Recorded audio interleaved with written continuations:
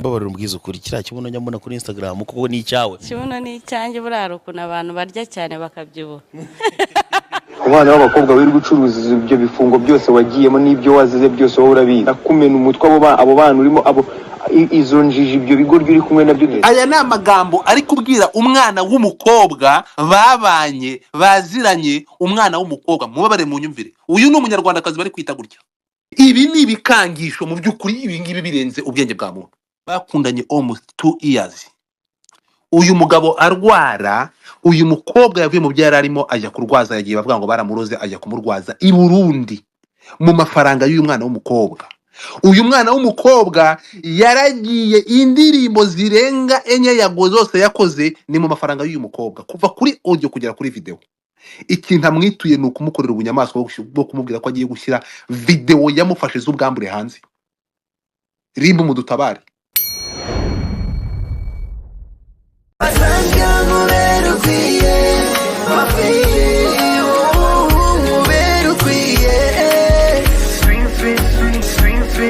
Kakaboro yambaye niko nakayago, nukuvuga ngo yago ni wari umufashe hano gutya ku mabuno.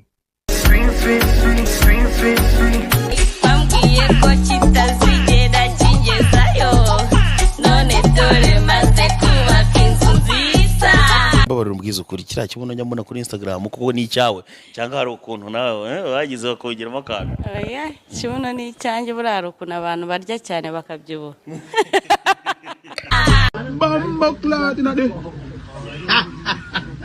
Yago uyu nguyu yago amaze kuba virusi muri societe, ndavuga mu gitsina gore amaze kuba kasamutwe. Byagenze biti? Yago afite ingeso yo kurongora, ukakamyite gukora urukundo. Gukora urukundo, abantu akoranye nabo urukundo akabafata bugwate, akabakoresha mu nyungu ze bwite. Ahangaha dufite umukobwa bita uyu Dabiju, ni umwana w'umukobwa wibera hanze, nawe yaragiye akorera amafaranga, aravuga ati ariko nkumbuye igihugu ngomba kugaruka nkisanga muri community y'abana tungana.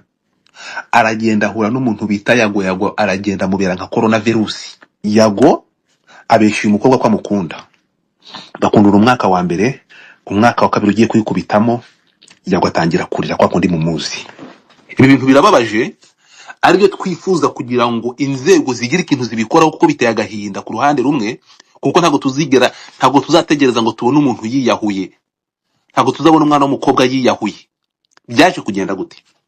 Yago yafashe uyu mukobwa, arangije kumufata amwizeza ibitangaza, amwizeza ko ari we kasamutwe. Muribuka Yago ajya muri Nigeria, Lagos gukora yandi mu murabyibuka Yago yabipostinze. Kuva kuri boxa kugeza ku tike y'indege kugera kuri hoteli yarayemo kugera ku bantu yahuye nabo. Uyu mwana w'umukobwa ni kwikofi y'uyu mwana w'umukobwa. Kuva ku tike y'indege kugera ku byo kurya yariye muri Nigeria, ahora avuga ko yagiye muri Nigeria, yari ku mufuka w'uyu mwana. Uyu mwana w'umukobwa Yago yabeshyaga urukundo, aragenda yishyura buri kimwe cyose, ariko Yago akamubwira ko ibyo ari gukora amafaranga yose Yago azayamusubiza. Mu ntega amatwi tugendane neza. Yago ibyo birangiye aragenda aspendinga amafaranga y'ura mukobwa, amafaranga umwana w'umukobwa saving yari afite yose ayaha Yago avuga ko azayamusubiza. Umukobwa aragenda amaso ahera mu kirere, amafaranga arayamwima. Muribuka Yago agiye i Burundi, bakavuga ko bamurugeye i Burundi. Yago agiye i Burundi, umwana w'umukobwa ava muri gahunda ze ajya kurwaza Yago i Burundi. Muraza kuvuga iteye agahinda kurushaho rero. Yago ahangaha amaze kubona amafaranga y'umukobwa yose agiye gushira, agiye kumushiraho, Yago yatetse umutwe kumuvana amafaranga ya nyuma. Uyu mukobwa avuga ko, cyangwa bivugwa ko yishyuza Yago miliyoni 21 totale, ashobora gukabakaba muri miliyoni 21 Yago yakuye muri uyu mukobwa.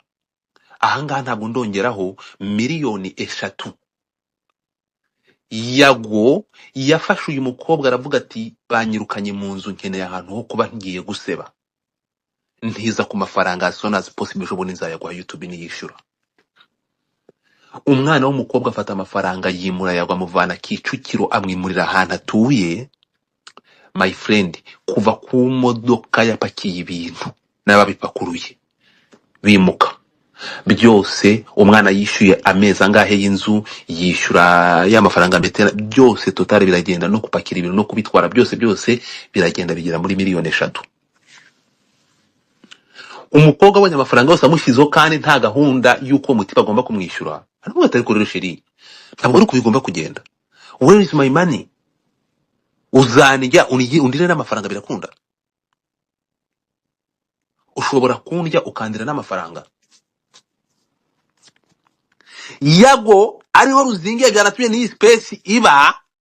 Yago we yari umutego atega. Ubundi Yago naje gusanga amakuru, naje kumenya ngo ari muri koperative bita Kopfobu. Kopfobu ni koperative yazanywe n'umusikama utuye i Nyamirambo. Mu kinyamagambo arambuye bayita Kopfobu, ni fubuka munyarwandakazi. Iyi ngiyi ntabwo ari muyizi. Iyi nayo nakasa mutwe ikorera mu bwihisho, ntabwo yemewe. Mu nyamabere mu nyumvire barahura mayandi magambo n'umupfubuzi. Nuko Brenda yavuze ko Yago iyo bigeze mu buriri abarakasa mutwe ngo ararongora ntibarongore. So Yago ikintu yakoze, yahise afata ibizibiti cyangwa icyo turi buze kwita muri iyi nkuru ibikangisho, afata uyu mwana w'umukobwa. Mwibuke yari girlfriend we, yamufata nka girlfriend we. Umukobwa yarazi ko yabanye n'umuhungu w'inshuti ye, bakundanye hafi imyaka 2, barabana. Hanyuma Yago ikintu yakoze, umukobwa akomeje kumushyira igitutu ngo amwishyure. Umukobwa ati sheri, amafaranga amaze kuba menshi, amafaranga bimeze biti? Yago aravuga ati mba rero nkubwire, nta mafaranga mfite yo kuguha. Umukobwa ararakara,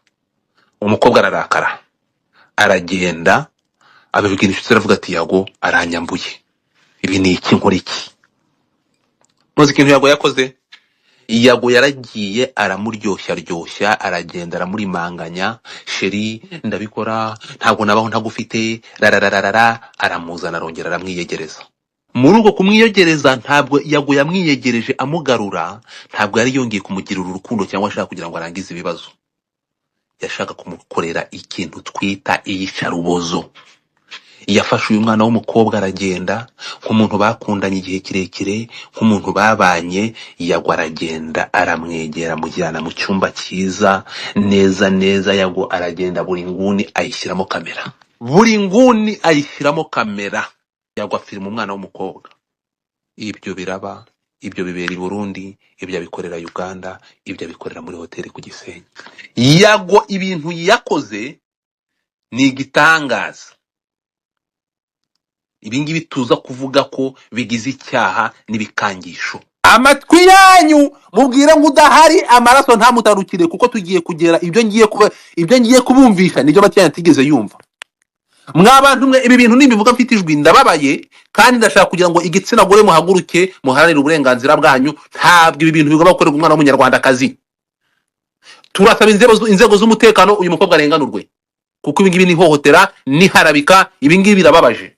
Yago akimara kubona uyu mukobwa akomeje kumushyiraho inkundura no kugaragaza ko yamwambuye amafaranga, ariko Yago akemera kwishyura miliyoni 3.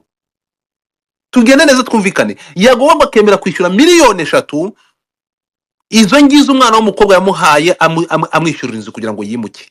Arangije umwana w'umukobwa aramubwira ati nayo yampe. Umwaka warushize Yago yaranze kumuha nayo mafaranga. Yahise amumanipira, muraza kureba ikiganiro yamukoresheje mu nyungu ze, akagenda agafata umwana ngo ngaho ngo mbwira abantu, murabizi ko yanse ko aseka nk'indaya matimba, ndaya ntungamo, araseke akisekesha kuriya. Arangije yashaka kumanipira audience, ariko ntabwo tukirana manipira audience nyuma yo kujya nyuma yo gukorera tortire umuntu warangiza ukaza kumumanipira imbere ya kamera. Izo kamera ubu ngubu dufite icyo bita citizen journalism, dukora citizen journalism. Ibyo bintu byo kujya kuba baheza nguni imbere ya kamera, we have the platform to speak. People, they have the platform kugaragazaho ihohoterwa mukorerwa umuntu utangura umunyamakuru. Tugende gake twumvikane. Yago yafashe uyu mwana w'umukobwa aragenda amufata amashusho, nk'umuntu bakundanaga, amufata amashusho yagiye kumureba. naza kubyita kumukinisha prono. Arangije Yago aravuga ati ubu rero ndagutegeka singusaba. Nyuma y'ibi bikangisho ngiye abantu ari kunyandikira ngo se yagiye kumurega. Nyuma y'ibi bikangisho uyu mwana ari kugira imbaraga uretse gutabaza tukavuga ko ibi bintu Yago agomba kumenya ko turi mu gihe kugendera ku mategeko, atagomba gukoresha ibikangisho byo gukanga umuntu, amukangisha kumuharabika no kumwandagaza. Uzibeshye ubishyire hanze n'amatwi yanyu namwe ndiyumve. Iya rero iyo umuntu akumenyereye we ntumumenye cyangwa mwese ko namufite amakuru akwita imbwa. Kuri ino shuro rero narakuretse Bijou, narakuretse big time, narakuretse ubugoryi bwawe ndabunda butorera, amabyi yawe ndayarya, ndakureka unyica nabi man, ndakureka wandaya uramenyera, ndakureka wa bitch uramenyera, ndakureka mbigusubiriremo. Urumva ariko kuri ino shuro ayo mabyi wizanishwa ngo screenshot ngibiki ngo sijui ngo ama video ndakwica ndakubabaza. Kuri ino shuro ugiye kumenya none wagwana, ugiye kumenya uwundi we neza kubera ubwo bugoryi bwawe n'amabyi byawe byo gushaka kumenyera. Arakuretse nyina ku mutwe, uragenda nyina ku mutwe unzana amabyi, ndakureka ariko nanjye mfite ibyo nashyira hariya. So for now you're going to deal with your fucking bullshit asshole. Urabyumva ugiye kudiringa n'ubwambure bwawe, ugiye kudiringa n'ubwo bwambure bwawe. You understand? I'm telling you, ntugire ngo kuri no shuri uramenyera ngo nkureke. Ibyo bitinganyi wagiye ngo guhereza ama video ngo ibiki ngo gira ikintu gito gusa usohora hanze kinsembure nkwereke urebe kubaho. Urasigara udiringa n'ubwambure bwawe, wowe urasigara udiringa n'ubwambure bwawe. Ubwo buhemu urimo kuvuga, ubuhemu bwawe noneho ubwo nibwo bugiye kumenyekana. Umwana w'abakobwa wiri gucuruza ibyo bifungo byose wagiyemo n'ibyo wazize byose wowe urabizi. Ibyo wiri gukora abana bari Nigeria basaze kubera wowe, ibyo byose urabizi. None kuri no shuro case zawe zigiye kuvayo. Uyu ni Yago, kuri no shuro ugiye kudiringa mutazi, case zawe zose zigiye kuvayo. Kesi zawe zose zirabyuka. Ibyo ngibyo urimo n'ubugoryi sana ndakumena umutwe abo bana urimo izo njiji, ibyo bigoryi uri kumwe nabyo, dore ko nawe urinjije murabigenderamo mwese. Aya ni amagambo ari kubwira umwana w'umukobwa babanye baziranye, umwana w'umukobwa mubabare mu nyumvire. Uyu ni umunyarwandakazi bari kwita gutya. Ibi ni ibikangisho mu by'ukuri, ibi ngibi birenze ubwenge bwa muntu. Agiye kudiringa n'iki? Agiye kudiringa n'ubwambure bwe. Urasigara udiringa n'ubwambure bwawe, wowe urasigara udiringa n'ubwambure bwawe. Ubwo buhemu urimo kuvuga. Banyarwandakazi, sosiyete turimo ni sosiyete ke, ni mu nyumvire. Wibeshye wongere kunyishyuza, wibeshye ugira undi muntu uvugisha ubwambure bwawe hanze. Uyu niwe uri imbere ya kamera ngo yigisha abantu ngibi. Ubuhemu bwawe noneho ubwo nibwo bugiye kumenyekana. Uyu nguyu ni umuntu bakundanye almost 2 years. Uyu mugabo arwara, uyu mukobwa yavuye mu byo yari arimo ajya kurwaza, yagiye bavuga ngo baramuroze, ajya kumurwaza i Burundi mu mafaranga y'uyu mwana w'umukobwa. Uyu mwana w'umukobwa yaragiye, indirimbo zirenga enye Yago zose yakoze ni mu mafaranga y'uyu mukobwa, kuva kuri audio kugera kuri video. Ikintu amwituye ni ukumukorera ubunyamaswa bwo kumubwira ko agiye gushyira video yamufashe z'ubwambure hanze.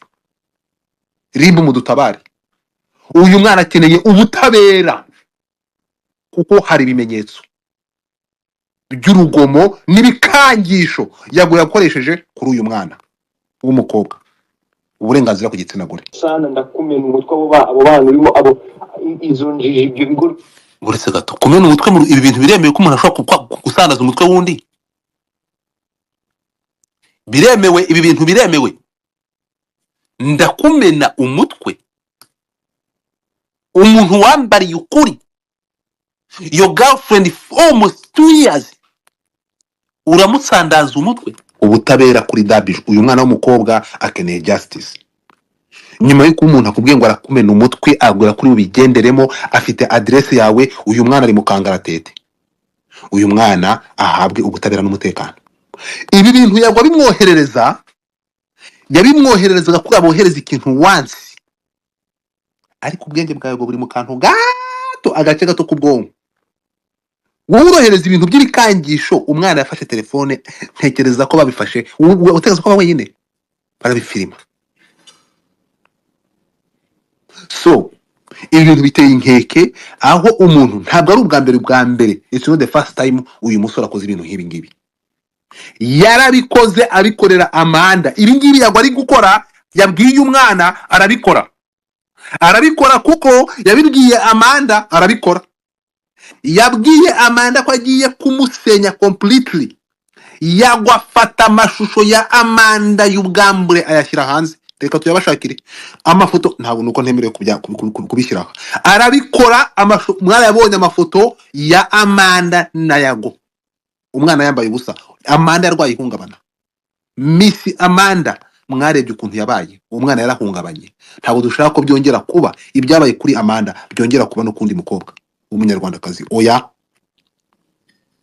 Yago ahagarikwe.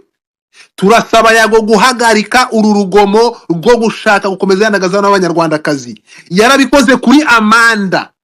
Yago yafashe amajwi arayasakaza, agenda abwira abantu ko araya Anita Pendo ngo ari kumusambanya. Mwarabibonye hano.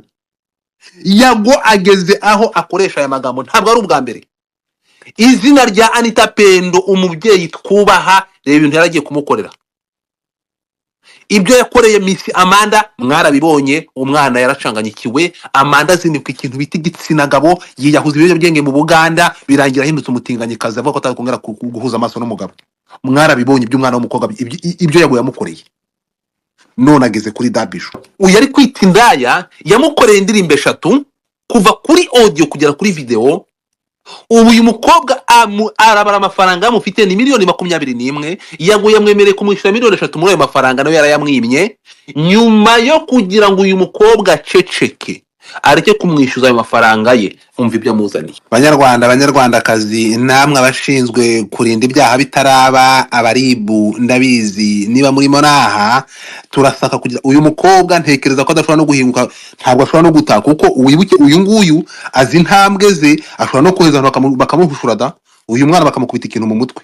Turasaba protection y'uyu mukobwa, turasaba ko uyu mwana w'umukobwa mu by'ukuri nyuma y'ibi bintu mureke habeho petition yo kurengera uyu mwana w'umukobwa. Tunasabe ngo ibi bikangisho bakumire bitaraje hanze, gufata uyu mwana bagafata ibi bintu, umuntu barakundanye yari boyfriend we, nyuma yo kwanga kwa amafaranga yasubizwa, dore ibikangisho bamushyizeho. Turasaba inzego kudufasha uyu mwana w'umukobwa ntiyandagazwe, kuko impamvu turi kuvuga bino bintu ntabwo ari uwa mbere agiye kubikorera. Yafashe Amanda, Miss Amanda, afata ubwambure bwashugunya hanze. Mbere yuko abikora yabanje kubimubwira muri audio, the same audio.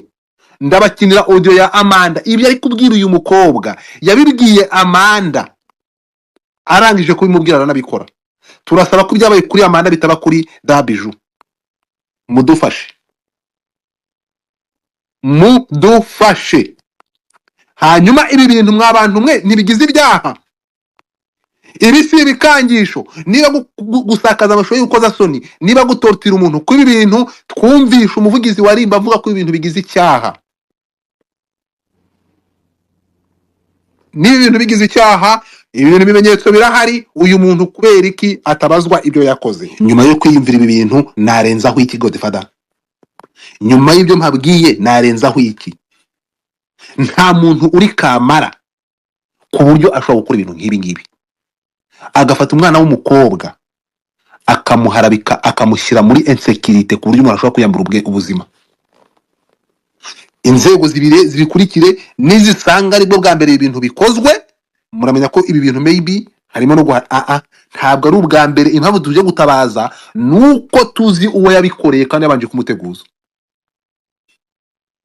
Nimudatesha azironga tubivuze, ubwambure bwora mwana murabusanga hanze, kuko nibyo yakoreye Amanda.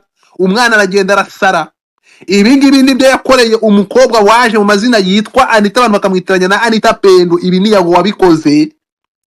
Hari ibimenyetso y'amajwi turayafite. turasaba uyu muntu ukomeje guhindanya igitsina gore ahagarikwe. Nta kintu mva na Yago, ariko yakoze ubugoryi, ibintu bigomba guhagarara. Iyi space ndi kuvugirayo niyo naguhamagayeho ejo bundi ngushakira miliyoni 4 zo gusapotinga igitaramo cyawe, barayaguha. Nta kintu mfa nawe, ariko ntabwo ndanga kugira ngo ntabwo ndanga kugira ngo nkwikundirisheho. Ibyo ukoze ni umwanda wabikoreye Amanda, ibintu ukora reka gutorotira igitsina gore no kuba hohotera. Turamagana ibi bintu. Mwebwe rero ngo ntabwo muzavuga ngo ntimuziteranya. Uyu mwana w'umukobwa aramutse agiye akiyahura niko kutiteranya, nibwo mwakuva mufilinze better. Abantu muzi ibi bintu mwacecetse. Kubera iki mwacecetse? Kubera iki mwacecetse? Umuntu akorera undi tortire gutya. Kubera iki Yago ashobora gufata amafaranga y'umwana w'umukobwa harayadahakana, kumwishyura akamushyiraho ibikangisho byo gushyira ubwambure bwe hanze?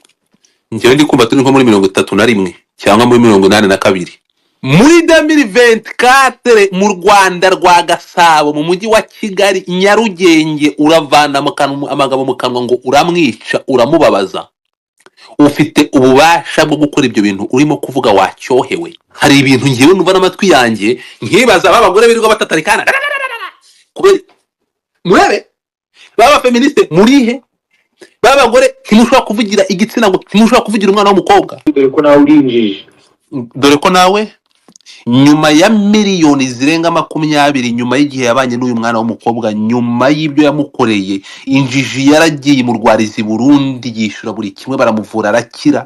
Injiji mwuriza indege imutwara muri Nigeria, umwana watabagwe yisanga yuriye indege mu mateka y'ubuzima bwe. Uyu munsi uyu mwana w'umukobwa akoze ibyo yakoze byose, saving yose akayitakaza kuri iyi ngimbi, umwana ahindutse injiji. Murabigenderamo mwese. Barabigenderamo, arabambura ubuzima, arabahitana da. Hari ikintu mutumvishe? Turasaba ko uyu mwana w'umukobwa ahabwa umutekano, ibi bikangisho abantu bamuri hafi bamurebe atayambura n'ubuzima, kuko ntabwo byoroshye kubona umuntu ibi bintu. Mbibutse ko ibi Yago impamvu twavuze n'ibi bintu tukaza hano tugatabaza, Yago ibi arabikora kuko yabikoreye Amanda. The same audio nk'uku nguku nawe yafashe audio, yaramufasha ama video, arangije aramuteguza aravuga ati wongere uvuge isi irakubona. Nta cyumweru cyaciyemo Yago yafashe ubwambure bw'uyu mwana w'umukobwa Miss Amanda, byose ajugunya kuri internet. Umwana w'umukobwa yarasaze, ahunga igihugu, ahi Bugande, arahungabana, birangira ahindutse umutinganyikazi. Ibi ndi kubabwira nibiri hazarani. Uwo ni Yago. Nta muntu wigeze akurikira Yago ngo amaze bino bintu. Yago agarutse muri image, muri mu majwi ye. Ndabashakira amajwi ya Amanda nako ya Yago ari kuvuga kuri Amanda. Yago amaze nk'umuntu wibera mu isi ye, nta kintu atinya. Uwabandi akoresha amajwi, yohereza ama voice note. Uwo ni we Yago. Ngibi ngayo nguko, ngibi ibya Yago nibyo ari gukorera umukobwa bari bakundanye, wafasha amafaranga ye yose akayarya, yarangiza kuyarya bikarangira Yago abigenje nkuko muri kubireba. Birababaje, ariko dufite igihugu gifite ubutabera. Uyu mwana ahabwe ubutabera, uyu mwana ahabwe ubutabera, arabukeneye.